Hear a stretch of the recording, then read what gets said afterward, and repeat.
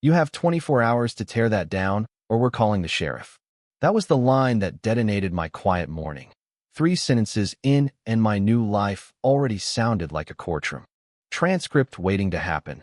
Because the woman shouting across the gravel didn't know that the one thing she thought she controlled was standing on land I was about to reveal as mine, and that the ground under her own house was my checkmate. My name is Evan Carter, a 45-year-old electrician with forearms carved by conduit and winters, who left a cramped apartment and a collapsed marriage to start again on 5 pine-sweet acres I inherited from Uncle Harlan just outside Silver Ridge, Idaho, a valley where the creek hums all afternoon and the wind in the bow sounds like a promise you can hold. I'd been on site for 3 days, framing a small log cabin so my daughter Ava would have somewhere solid to visit on weekends, when the president of Cedar Hollow HOA, Regina Caldwell, rolled up in a white SUV with a clipboard, a leather folder, and a voice tuned to the frequency of fines.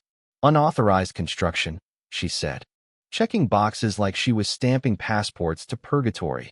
No architectural review, no environmental assessment, no permits.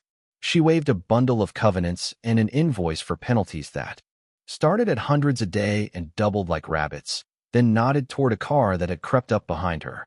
From that back seat emerged an attorney who looked like a bargain suit hung him. Dennis Kroll, whispering statutory thunder about retroactive agreements my late uncle had signed 6 months ago, except Harlan had died 8 months back, something I reminded them of with a calm I did not feel as the scent of hot dust and raw lumber rose between us. I told them I'd review their claims with counsel. Regina laughed like I'd mispronounced the word money. Over the next 48 hours, the pressure escalated with the muscle memory of a racket. A cease and desist taped to a sawhorse, anonymous calls to concerned neighbors, and the kind of social media posts that twist a photo until it frames a person you no longer recognize. I did what you do when you've had your life taken apart once and refuse to let it happen again. I drove to the county building, slid into a chair across from a records clerk who knew the difference between ink and intimidation, and began to read. The plat map was a bullseye centered on me. The boundaries of Cedar Hollow HOA *** wrapped my parcel like a noose, though there were only a handful of houses within shouting distance, and almost all of them shared a last name or a payroll with the Caldwell family. Construction company. Paper can reveal what people pretend not to say. Here it said coordination, pressure, and a tourism corridor sketched like a developer's fantasy. I called a real estate attorney, whose reputation was all scalpel and no show, Naomi Park, and brought her photocopies that smelled like toner and trouble. She didn't need long. They can't bind a dead man to covenants formed after his death, she said. They can wave these papers like flags, but they won't hold. We agreed to document everything: calls, threats, the strange vehicles loitering near my access road at night. I wired the site with cameras, motion sensors, and floodlights so harsh even a raccoon would file a complaint. The vandalism began at 3 in the morning. Nails like silver thorns scattered across the drive. A generator on its side, fuel bleeding into pine needles. Fake hazard signs zip-tied to trail posts, so official-looking that my contractor texted to ask if I'd hidden a toxic spill under the topsoil. In the daylight, Regina switched tactics to humiliation. A Facebook community safety group with my union headshot beside words you don't bounce back from quickly. When my ex-wife called to say Ava had seen it, and to ask if our weekends were over, I felt something hard and old settle into place. A tone of voice I'd heard from Harlan once. The year the bank tried to outweight the mountain. I took that feeling to Naomi. She took it to the statute books. And then the HOA handed us their own rope. To prove they had funds for a larger legal defense, Regina posted a screenshot of their assessments. $847,000 collected from 12 houses in half a year, no amenities to show for it. No pool, no playground, not even a bench. Where did it go? Naomi asked, already dialing a forensic accountant. My neighbor, one of the few not tied to the Caldwell name, brought gossip that tasted like warning, a pitch deck from a resort outfit calling itself Pinecrest Lodges, a $50 million plan that needed my 5 acres as the tableau for helicopter landings and spa terraces. Suddenly the timeline made 6 sense. Get me out. Cut the deal, cash the checks. That afternoon, I went into my uncle's workshop to replace a cracked floorboard, and my pry bar rang against a metal edge. Beneath a drift of sawdust, I found a military green lockbox and spun the combination that lived in family memory. Inside was what Harlan never said out loud. Articles of incorporation for Carter Holdings LLC, stamped 1998, and a stack of deeds, notarizations, and payment ledgers that tracked like a spine through a decade. In 2010, while the housing crash turned a subdivision into a yard sale, my uncle had done something outlandish and legal. He purchased the defaulted land beneath the houses, not the structures themselves. He let a management company collect monthly payments, paid taxes and maintenance, and never spoke above a murmur about the fact that he owned the dirt, which meant I owned the dirt. The houses belonged to the people living in them. The ground beneath belonged to me. I brought the box to Naomi, and the air in her office changed pressure. Bulletproof, she said, tapping seals, tracing signatures that matched public records. Then she drew options. The sledgehammer, evictions, dissolution, press conferences, the scalpel, target the ringleaders and spare the rest, or what she called the electrician's answer, precisely enough current to turn on the lights without burning down the house. I picked the last. That night the cameras caught a truck rolling slow with its headlights off. A young man in a hoodie stepped into the wash of the motion. Floods glanced up into the lens and poured from a red can. The face was a family portrait, Tyler Caldwell, Regina's son. The sheriff who took my evidence the next morning wasn't the caricature Regina had promised. He was a working cop with a sunburn and a sense of embarrassment at being used, Sheriff Colton Reeves, and he leaned close over the USB and said, "We'll handle it." Handle it didn't stop the next escalation. A petition arrived at my gate claiming I was unstable and dangerous, citing a psychiatric evaluation from Dr. Arthur Neal, except Naomi's paralegal found Dr. Neal's obituary with the same date stamped across a county line. A forged medical file is not a parking ticket. That little paper warhead carried 10 years of federal time. And suddenly the judge who had been tolerating the HOA's theatrics went cold and formal. Still, the spectacle had momentum. A pre-dawn convoy parked 300 yards down my access road and aimed long rifles at my silent porch while I held a coffee mug like a white flag. The bomb squad was supposedly en route because someone said I'd brought suspicious packages to the community center, sacks of concrete mix. Regina did a live stand-up for local TV, crying in gentle profile about a dangerous extremist who hated neighborhoods.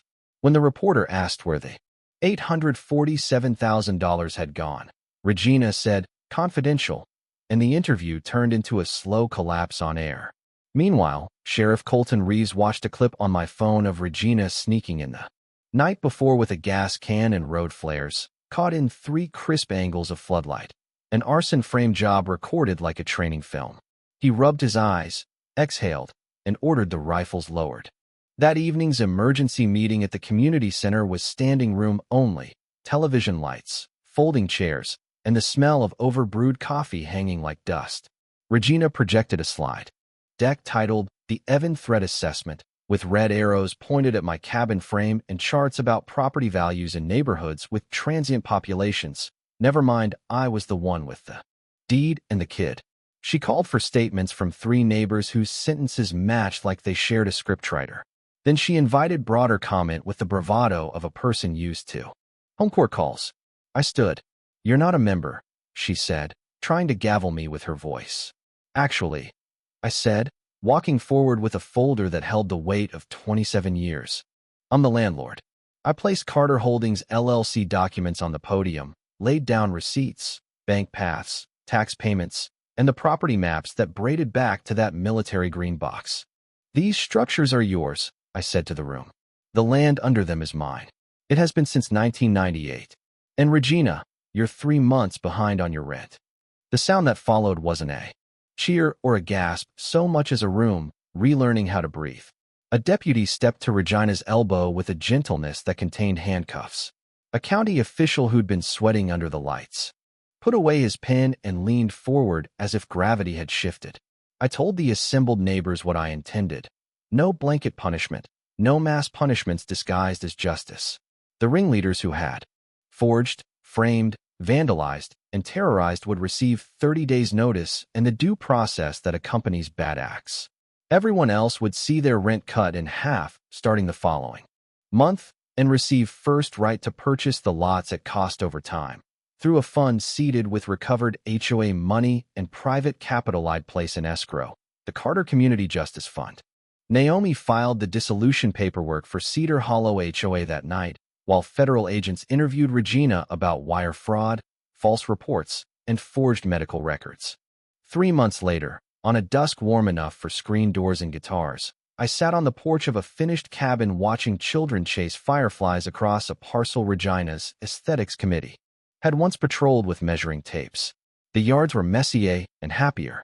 The neighbor who'd parked his truck to monitor suspicious activity now borrowed my post-hole digger and returned it clean. The restitution check from the court clerk, a sum Regina would repay over years, rested in an envelope on the table beside a stack of deeds for families who'd opted to purchase at cost. No interest, through the fund. Naomi came up the steps with a beer and that half-smile people wear when the right thing has been hard and is finally done. Ava bounded out of the truck with a letter in both hands, a full scholarship to a state school she dreamed of, an essay about how truth delivered at the right voltage lights a whole community. We used the remainder of the fund to scrape away the last of the HOA's paper rust, then turn the developer's easements over to High Plains Conservancy, a land trust that agreed to keep the hills open and the creek unbothered, so the next generation could find frogs there instead of spa menus. The sheriff stopped by sometimes, not because he had to, but because the coffee was good and the porch was quiet. The resort press release never came. Pinecrest Lodges moved their plans to a different valley, one with fewer secrets in the soil. We didn't gloat. We built a tool shed, planted a community garden, and painted a little library box. I kept the military green lockbox on a high shelf to remind myself that power can be used like a hammer or like a level, and that my uncle had waited to leave it to someone who could tell the difference. Some nights I'd sit out with Naomi and Ava after the fireflies vanished and listen to the creek argue with the stones in that low, steady language water speaks when it knows it will outlast the noise. That could have been the end of it. A cinematic closing shot of string lights over picnic tables, the camera craning up to show kids racing across a hill no longer patrolled by citations. But endings are only honest if they make room for beginnings. A thick envelope from out of state arrived one afternoon with a scent of printer ink and resolve. A family in Oregon wrote about a township board and a logistics company, about condemnations dressed as progress, about a ploy that sounded like déjà vu with different letterhead. "We heard what you did in Silver Ridge, Idaho," the letter said. "Could you take a look at our case?" Ava read it twice, then looked up with her mother's fierce concentration and my uncle's patience.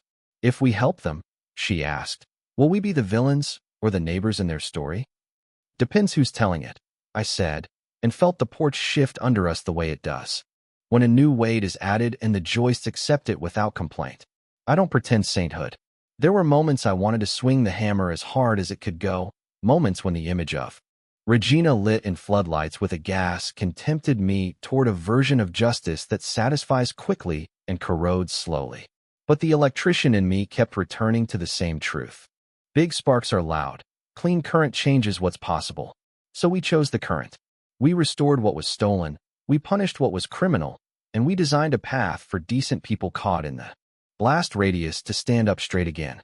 If you're reading this for a blueprint, here it is, stripped to studs. Document everything. Find counsel who cares about outcomes more than victories. Never underestimate how quickly a lie metastasizes when fed by fear. And when you uncover leverage, use it to build rather than to burn. As for Regina Caldwell, a judge fitted the facts to the law and sent her to federal custody for 18 months with $150,000 in restitution and a long probation that will keep her honest if she's teachable. Tyler Caldwell took a plea, did community service, and now shows up on Saturdays with a rake and a quiet apology that counts more than the hours. The houses look the same from the road. The ground beneath them finally matches. The stories told inside. That is the clear ending I promised. The HOA dissolved, the fraud punished, the land conserved, the neighbors reconciled, the kid headed to college, the porch light left on. But here is the deliberate provocation I also promised, because the comments section is where communities argue themselves into clarity. If you discovered you owned the land beneath your neighbors' homes, what would you do? Swing the hammer or sign the deal? Does dirt ownership make you a protector or a tyrant?